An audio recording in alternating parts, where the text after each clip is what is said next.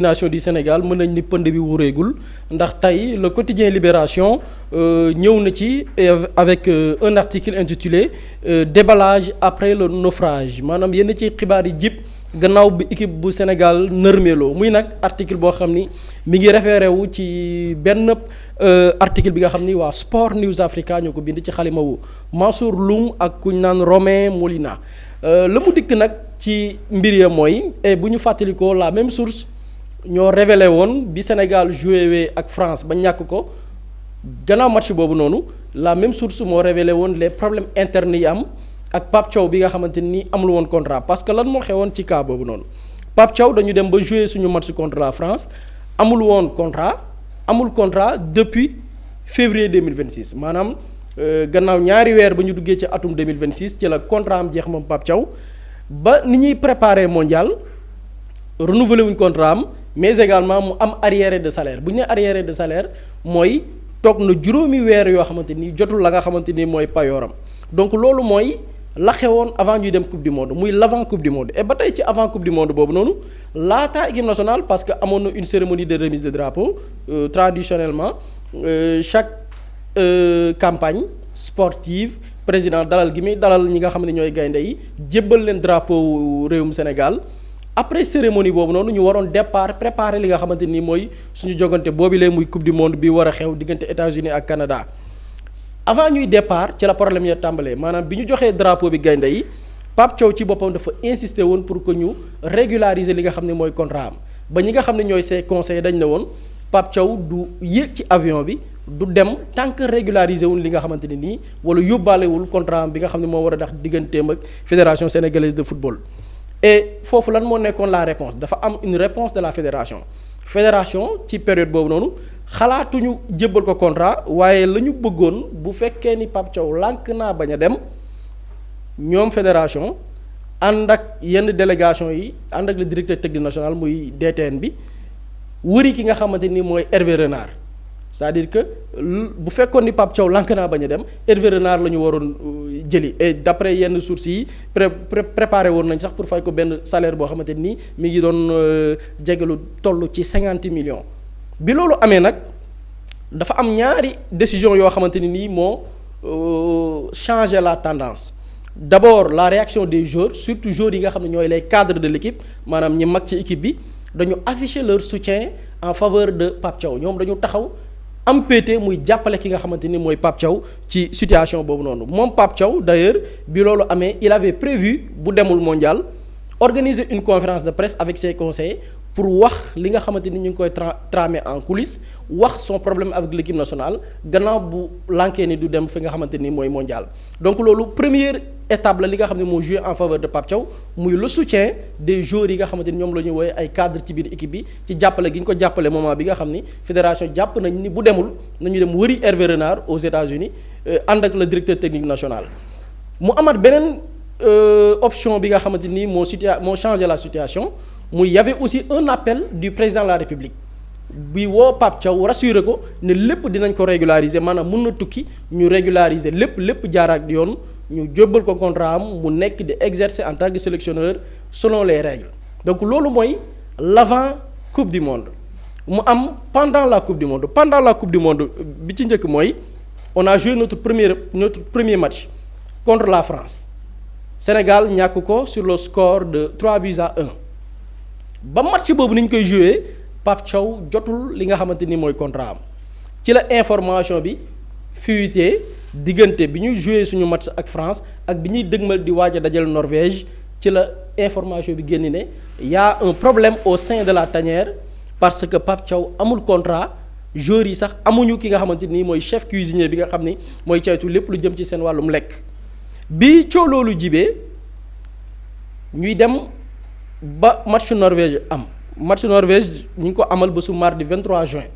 lundi 22 juin ginnaaw cooli information bi mu génnee Pape Thiaw def une conférence de presse muy conférence de presse bon avant match bu ñu nee suba la ñuy fubal coach bi ànd ak kenn ci joueurs yi ñu toog waxtaan ci match bi naka lañ ciy demee ci conférence de presse boobu nga xamante ne nii Pape Thiaw def na ko le 22 juin ci la xamal ni tout est réglé maanaam lépp yembaat na réglé nañ ko par rapport ak polémique bi juddu par rapport ak li nga xam ne moo ñeel contrat ñoo ngi ci la veille du match contre Norvège mais ba jouru match bi ñu ngi ko football de la fédération dañ doon xaar ray temps di xool match contre Norvège bi naka lay demee ndéem dañuy continuer li nga xamante ni mooy Pape Thiaw wala même est-ce que après bu match bi jeexee bu ñàkkee match bi dañ koy dàq parce que du am contrat. Donc problème bi ñëw à 6 heures li nga xamante ne nii mooy match bi nga xamante nii war nañ ko jouer Pape Thiaw jotul li nga xamante nii mooy son contrat foofu nag mu amaat beneen affaire bu am les représentants du sélectionneur ne Pape Thiaw du toog ci banc wu équipe bi contre Norvège c'est-à-dire contre Norvège Pape Thiaw naru woon toog ci banc wu équipe bi ba à 6 heures du match Pape Thiaw mi ngi doon préparer sa valise pour ñibbi moment boobu nag ci la ñu régler mbir mi finalement. Fédération proposé Pape Thiaw li nga xamante ni mooy contrat avec lenn li nga xamante ni mooy clause yi ci teewaayu le secrétaire général muy Abdoulaye Seydou Sow mais aussi ay représentants conseil du président de la République yi nga xamante ni ñoo fa teewal état fi nga xamante ni nii wala boog ci biir délégation wu Sénégal bi nga xam ne dem na ci phase coupe du monde bi donc loolu benn pàcc la ci pendant la coupe du monde maintenant qu'en est-il wax naa ci fédération dafa amaat beneen problème bu ñu soulever muy le comportement des dirigeants de la fédération sénégalaise de football ci naka seen doxalin ci biir compétition bi dañu gis une délégation pléthorique c'est-à-dire que lim bu jéggi dayoo sax xëy na la ëpp la nga xam ne nii moom la ñu war a prévoir ci délégation ñu gis ni ñenn ci membre fédération bi dañu ñëw ak seen i njaboot ñenn ñi ak seen i jegeñaale sans que ñu xam réellement kan mooy fay loolu benn la. beneen bi mooy aussi ci biir hôtel bi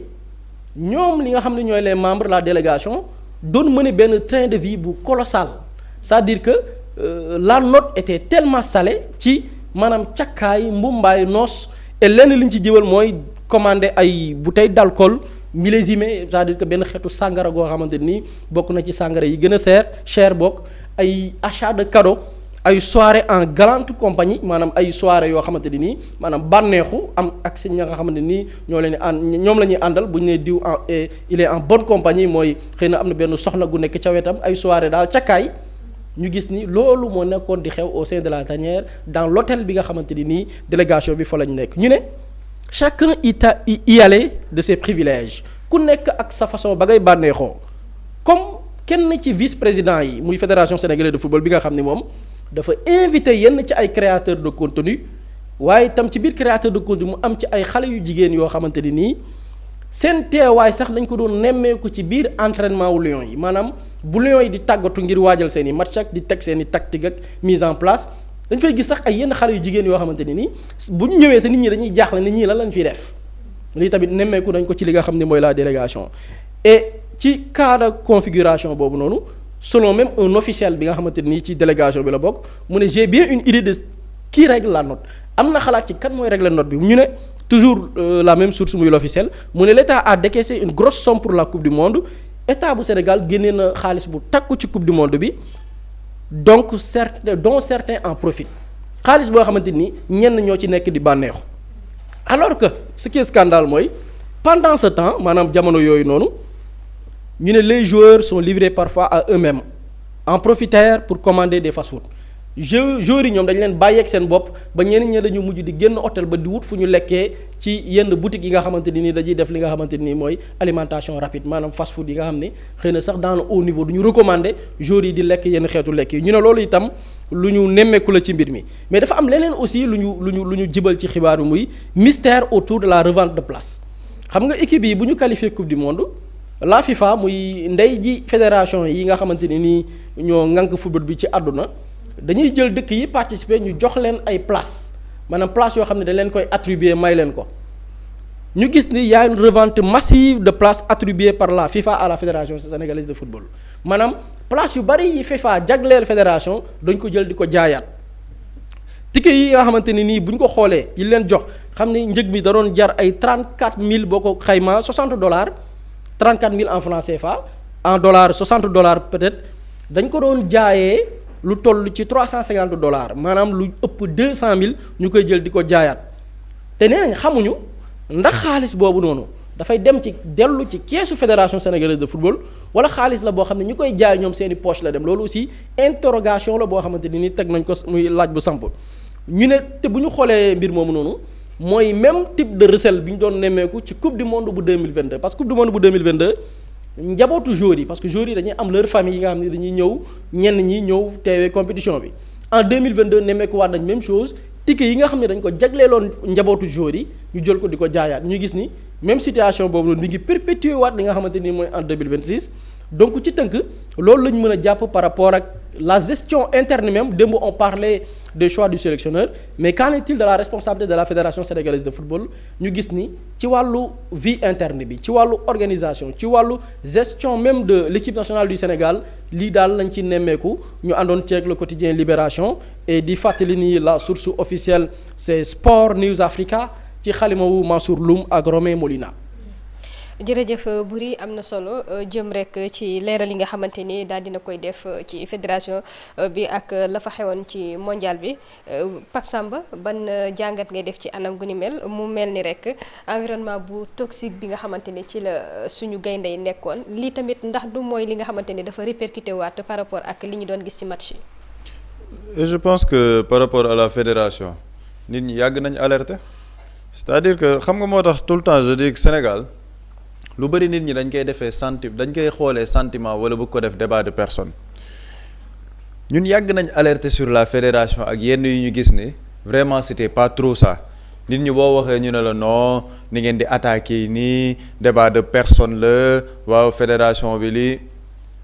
lan moo tax nit ñi daanuñ ci doon wax parce qu'on venait de gagner une coupe d'Afrique il y a beaucoup de choses yoo xamante ne wax nañ ko fi par rapport à cette fédération. Quand on faisait venir Patrice Motsepe fii la fédération lui offre le déjeuner dans un contexte hyper compliqué ñun dañoo génn la fédération loolu waruñ ko nangu le président ne doit pas recevoir Patrice Motsepe gars yi ne non yéen diplomatie xamoo leen nangam sax après ce sont les mêmes personnes ñoom ñoo ñu rejoindre ñun pour xool li fédération bi di liggéey. Quand El Hadj Diouf a fait sa sortie moment bi ñuy nit ñi di def parade beeg yooyu ñu jug wax ci El Hadj Diouf. man jour boobu j'avais dit que El Hadj Diouf man mooy sama joueur man moo doon sama idole d'enfance mais lii ak lii du yoon gars yi génn ne non El Hadj Diouf c'est une légende du football africain il faut respecter la légende c'est-à-dire que football du sentiment football c'est quelque chose de très très très rigoureux et de très sérieux sport du lu ñuy caaxaane et quand on va dans des compétitions avec du sentimentalisme avec du lobbying avec des gens yoo xamante ne dañ leen di jox ay passe droit sans pour autant respecter le sport gis nga sport lenn la li nga koy jox la lay delloo sport moom amul sikki sàkk c'est-à-dire que comme nga nekk athlète di waajal benn événement tu ne t'entraînes pas boo demee ci événement bi tu ne seras pas performant quand toutes les conditions ne sont pas réunies l'athlète ne pourra pas performer le sport est très ingrat parce que mënoo toog tu comptes sur une génération doore boo waxee ñu ne la non équipe nationale bi dafa 10 on a de très bons joueurs liste coupe du monde ba mu génnee à 2 exceptions près kaaw Malang Sarr beeg yooyu gars yi bañ génnee lan la ñu wax dañ ne Sénégal musul am effectif bu fournir nii foo xamante ni sur toutes les lignes presque il y a des doublures mais ce n'est pas parce que tu as une énorme équipe avec d'énormes individualités que boo demee compétition da ngay gagner bu doon loolu ak loolu la rek kon le Brésil aurait chaque compétition gagné une coupe du monde bu doon loolu la kon Belgique bi ñu dajeel dem ils avaient une génération dorée ba fa ay Carrasco nekkee ay Kevin De Bruyne Eden Hazard ils avaient une très belle génération ils n'ont rien gagné parce qu'il y avait des problèmes en interne ci biir sélection belge et c'est la même manière ñun au Sénégal comment on peut comprendre que ñuy dem coupe du monde moo tax démb maa ngi koy wax gars yi ne non il ne faut pas disculper Pape Thiaw parce que lii yëpp moom la xam nga ñun moom bu ñu perdre rek dañuy demee ak émotion ma ni Pape Thiaw effectivement il a sa part de responsabilité parce que choix yi mu def choix tactique yi mu def ci biir match bi foofu kenn mënu cee wax fédération moom la ñuy wax mais Pape Thiaw ne doit pas être l'agneau à sacrifier maanaam li xew yépp gars yi bañ ci wax pour faire le focus sur Pape Thiaw ok Pape Thiaw il a sa responsabilité il a failli en tant que coach sur le plan technique et tactique mais il y a d'autres choses qui se sont passées au sein de cette fédération bi ba ñu commencé génn di alerter ba première information fuitée ne nit ñi dañuy génn à l'extérieur joueurs yi dañuy commander à l'extérieur pour mën a lekk amul benn cuisinier boo xamante ne accompagné na leen lii ak lii amul qu'est-ce que les gens ont dit non débat yi waroo leen ko poser parce que le Sénégal est en pleine compétition lii mën na déstabiliser équipe bi gis nga ñun tant que bàyyiwuñ masla moo tax man sax position bi ma amoon démb ci Pape Gueye je reviens sur ma position parce que Pape Gueye ba mu ne staff technique bi tant que changé wuñ ko du continuer sélection je pensais qu'il parlait du coach mais apparemment il ne parle pas du coach le staff c'est tout autour la fédération et le COMEX te bu fekkee ni loolu la Pape Gueye a bel et bien raison d'avoir dit ce qu'il a dit moo tax ma ni je reviens sur ma position d'hier parce que dañoo yàgg tànc ci lan joueurs yi waaw waruñu wax yenn affaires yuy xew nangam sang bu doon c'était un problème personnel entre joueurs foofu moo tax démb ma ni non Pape Gueye li mu def ànduma ci mais comme ça concerne la fédération ak li nga xamante ni noonu la ñu gérer suñu compétition il a parfaitement raison et bu génnee nee na il va venir avec des éclaircissements il doit revenir nous dire ce qui s'est passé là-bas parce que mais yow ngay dem compétition ton coach n'a pas de contrat il part avec des arriérés de salaire mais Pape Thiaw il n'a pas été mis dans les bonnes conditions pour aborder cette compétition c'est ça la réalité il a montré ses limites tactiques c'est vrai mais Pape Thiaw mettre ñu ko dans les conditions yu muy war a performer un coach qui va en compétition il n'a pas de salaire il n'a pas de contrat en pleine préparation de la compétition ta fédération mu ngi dem di waxtaan ak keneen pour mu ñëw jël sa place yow alors que tu es champion d'Afrique en titre te moom yan objectif lañ ko assigné woon dañ ne ko jëlal coupe d'Afrique Sénégal yóbbu ko ba dernier carré sax ci mondial bi premier objectif bi atteindre na ko yow xaaroo sax mu atteindre deuxième objectif bi yaa ngi ut ku koy remplacer te nga bëgg moom mu dem ci compétition bi yóbbu équipe bi performer sans pour autant lui garantir un contrat mais c'est un manque de respect énorme c'est-à-dire que Pape Thiaw on lui a manqué de respect dans cette compétition-là et l'entière responsabilité c'est la fédération sénégalaise de football muy premier cas deuxième cas ngay dem yow dans une compétition ba ngay préparer wu fii au Sénégal dem maa ngi koy wax nga ñëw sa stade Abdoulaye Wade de Diamniadio tu n'as pas pu t'entraîner ndax lan fédération sénégalaise de football dafa yoreel xaalis waa SOGIP ne tant que fayuñ ko Lions yi duñu entraîner nga dem say match amicaux tu rencontres les États-Unis tu rencontres l'Arabie Saoudite alors que yaa ngi war a jouer ak France ak Norvège ci biir compétition bi les joueurs ont une bouffe boo xamante ni ça ne respecte pas le haut niveau et au-delà de tout ça on te dit que ay dirigeants dañuy nekk alcoolisés dans l'hôtel di indi ay nit di leen fa dugal indi ay créateurs de contenu au vu et au su des joueurs maanaam joueurs yi di ko dund nii alors que les joueurs sont dans une compétition mais qu'est-ce qui faisait la force de Aliou Cissé il n'avait pas une énorme équipe mais xam nga Aliou Cissé qu'est-ce qu'il avait réussi dans cette équipe nationale il a imposé un caractère boo xam ne il bancarisait l'équipe nationale bu ñuy dem compétition foofu équipe nationale dañ koy tëj que ce soit fédération que ce soit feneen dañuy tëj équipe nationale bi ba kenn du mën a filtrer di dugg comme ni mu ko neexee mais fii qu'est-ce qu'on voit c'est la bamboula c'est la pagaille et qui est à l'origine de la pagaille ce sont les dirigeants j'en veux pour preuve Mayacine Mar il n'est plus notre directeur technique mais qu'est-ce qu'il fait avec la délégation de l'équipe nationale à quel titre la fa demee c'est-à-dire que dans ce pays on ne respecte pas le football on ne respecte pas le sport Mayacine Mar il n'est plus directeur technique lan lay def ci délégation bi ban titre la fa demee ban fonction la fa demee démb maa ngi ko fiy junj El Hadj Diouf boo waxee ñu ne la non c'est la légende nag mais El Hadj Diouf lan mooy rôle am ci équipe nationale xam nga équipe nationale buy dem mu am délégation dinañ ne kii c'est un préparateur physique kii physio la kii préparateur mental la kii assistant du coach El Hadj Diouf il est là-bas à quel titre xam nga ban titre la fa am titre légende 2002 point boo waxee ñu ne la avec l'expérience de la compétition mën na indil joueurs yi dara mais nos joueurs ils jouent dans les plus grands clubs suñuy joueurs gagné nañ compétition yu gën a mag Sadio Mané yi gagné nañ Ballon d'Or gagné nañ ay Ligue des Champions suñuy joueurs nekkuñ ay club de bas niveau El Hadj Diouf s'il a des conseils à donner aux joueurs mën na leen woo téléphone déggante ak ñoom mais El Hadj Diouf il part dans notre délégation pour faire quoi pour faire des jongles tël wane ni techniquement il est toujours bien entraîné ba jàpp s'il y a un problème au niveau de la fédération c'est lui qu'on fait sortir à la RTS mu ñëw double Ballon d'Or sans forcer El Hadj Ousseynou Diouf waaw nañu waxtaanee lépp nangam sangam mais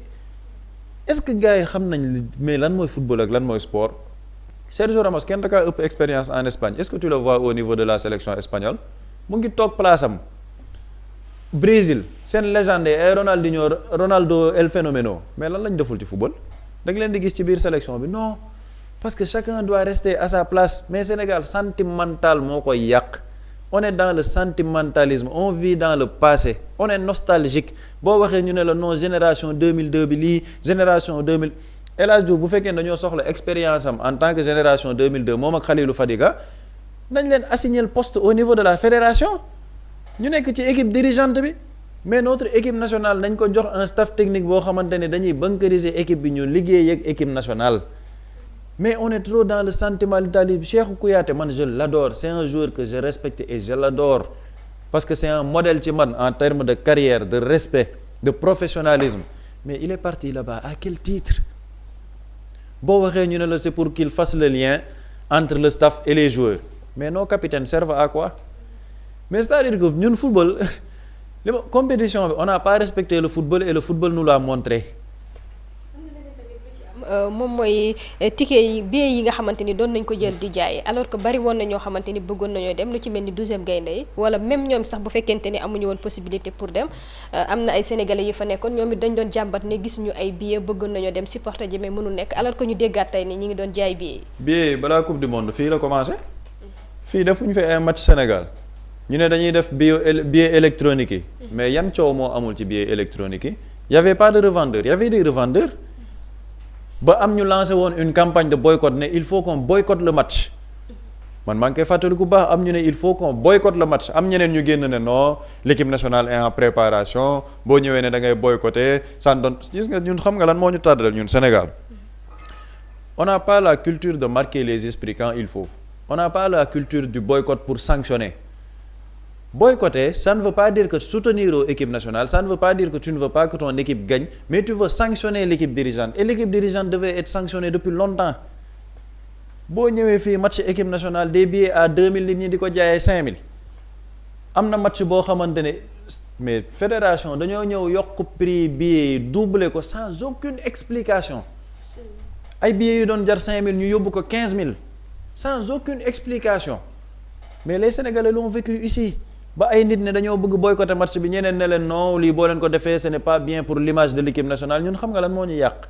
vouloir trop préserver notre image parce que ñun suñuy nawle lañ fi nekkal yeneen équipe yi yeneen dëkk yi dinañ ñu mën a critiquer mais s'il faut nous critiquer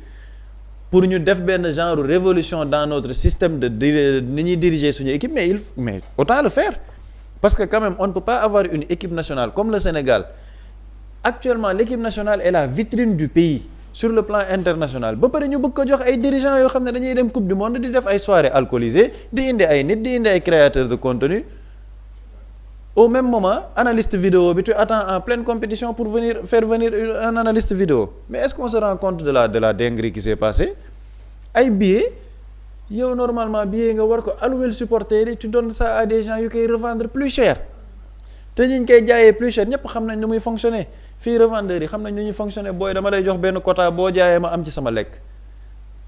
et après on va vouloir faire continuer ça comme ça léegi moo tax ma ne man personnellement Pape Thiaw il a montré ses limites c'est vrai mais Pape Thiaw n'est pas l'agneau du sacrifice waruñ sacrifier Pape Thiaw parce que ñoom ñëpp ils vont se défausser sur Pape Thiaw pour orienter l'affaire sur Pape Thiaw da ngay gis yenn créateurs de contenu yu bëri yoo xamante ne dañuy ànd ak Abdoulaye Fall doo leen mës a dégg ñu wax ci Abdoulaye Fall ils ont battu campagne pour Abdoulaye Fall ñoom ñoo ko defaral lobbying ak propagande ci réseau yépp TikTok YouTube fu nekk Snap problème yi fédération di dund yépp doo leen mës a dégg ñu ngaañ ci ñooñu ci boppam sax ce sont les problèmes de notre sélection parce que dafa am benn genre système de protection bu ñuy def fédération bi teguñ leen fi parce que c'est pour leurs beaux yeux teguñ leen fi pour loolu dañ leen fi teg parce qu'il faut des résultats dans notre sélection nationale actuellement on a une des meilleures sélections au monde on se permet parce qu'on a une des meilleures sélections au monde d'avoir une fédération d'amateurs boo xamante ne dañuy dem coupe du monde di def genre organisation yi lii c'est extrêmement grave mais nag si tu vas dans une compétition comme la coupe du monde à 2 semaines de la coupe du monde tu vires ta ministre des sports bi nga xamante ni dem nañ coupe d'Afrique da nga kaa dégg benn coow ci équipe nationale déggoo fa benn coow le budget a été respecté à la ligne le ministre bi ba mu ñibbisee Khady Diène Gaye elle a fait son bilan wax ni xaalis bi fii la dugg le budget dañ ko wàññee sax mais terewul ça a été très bien organisé les joueurs super bien logés dans de très bonnes conditions football loo ko jox la lay delloo tu gagnes la compétition mais boo ñëwee à 2 semaines tu vires ce ministre mais fédération bu ñu gisee ci kaw gars yi dinañ ne ma amul benn lien mais ça a tout son rapport bu ñu gisee ci kaw ni vraiment là on ouvre la voie kii nee na du ma def déclaration de patrimoine de sortie nangam sangam mais ñoom it mais ils vont se dire mais man saa yi fii instant affaire yi ubbeeku waat na suñu lobbying bi mën na ñëwaat et c'est comme ça que la fédération a organisé cette coupe du monde mu nekk un échec patent et c'est une énorme désillusion et c'est un énorme scandale moo tax coow lii nii di nga gis nag ils vont vouloir jouer les sapeurs pompiers teel ko fay au retour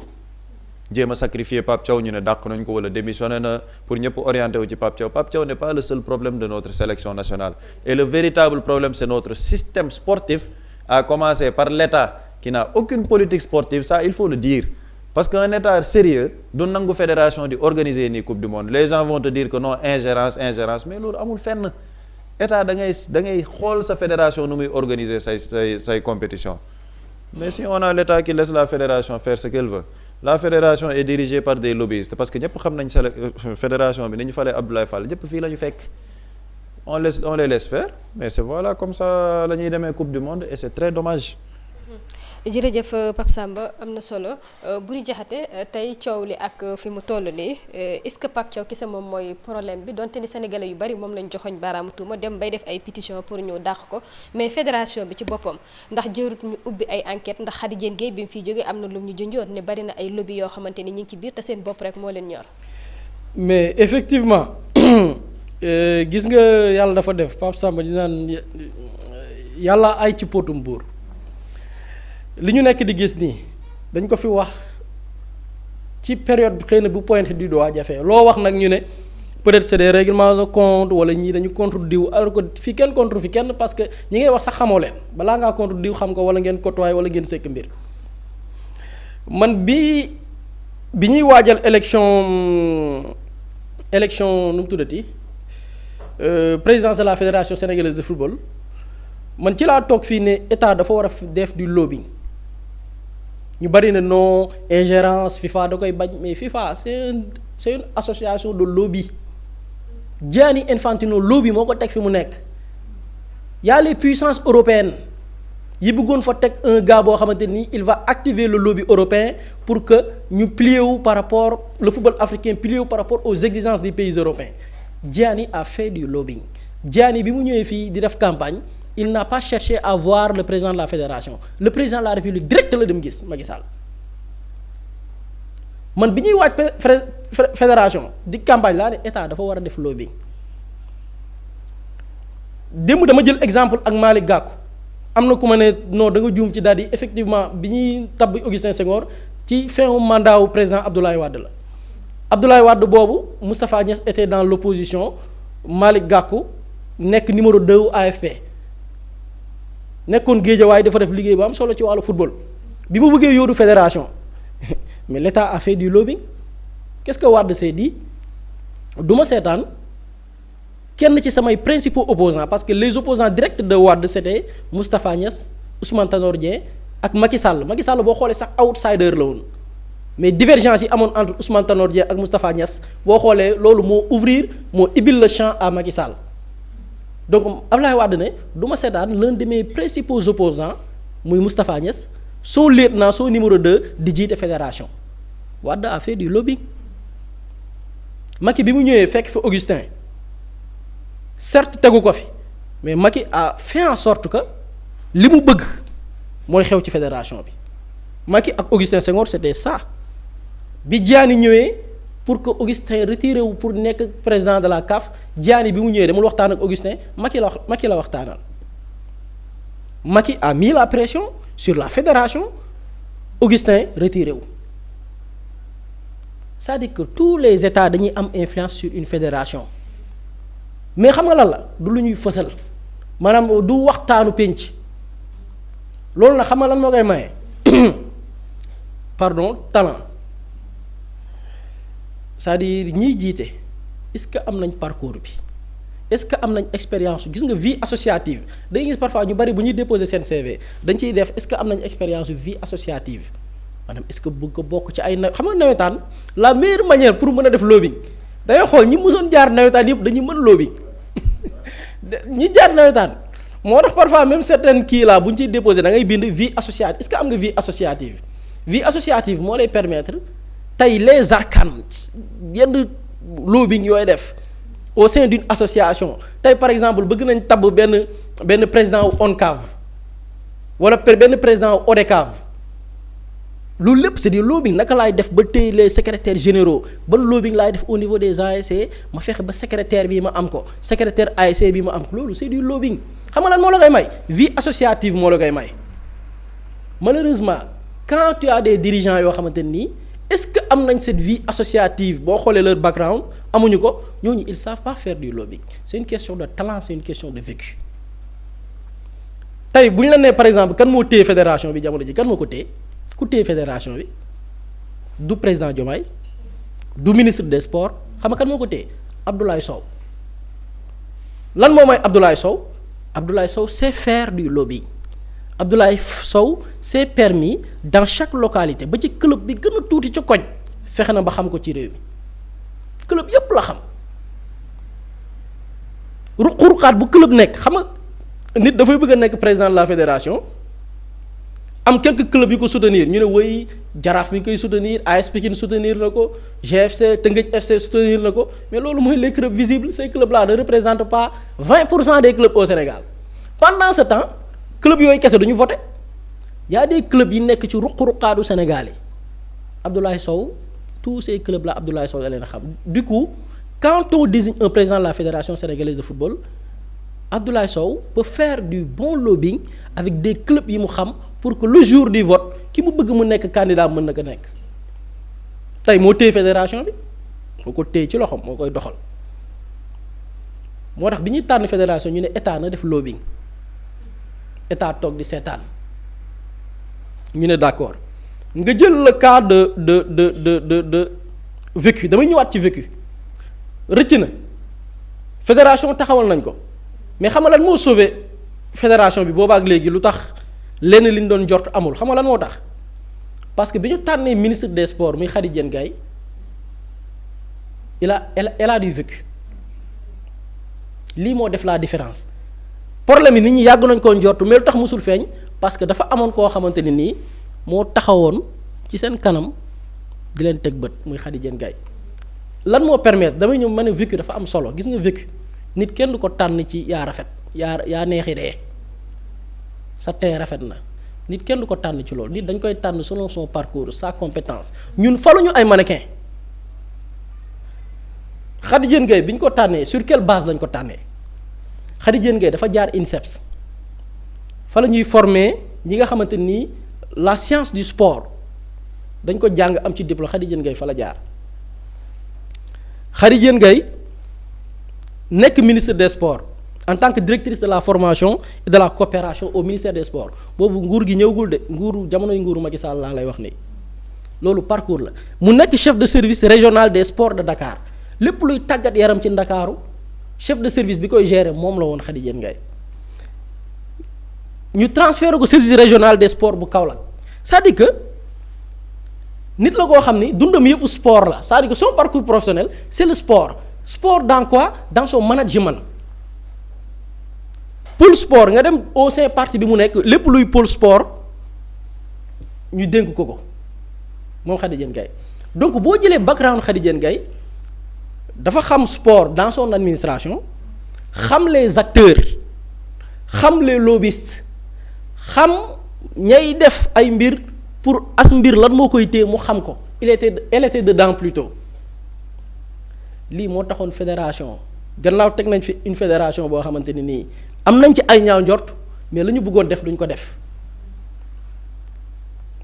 après régi naa leen envoyé benn élément bi ñuy dem Coupe d'Afrique naka la Khady Diène Gaye def ba xaalis bi maanaam xaalis bi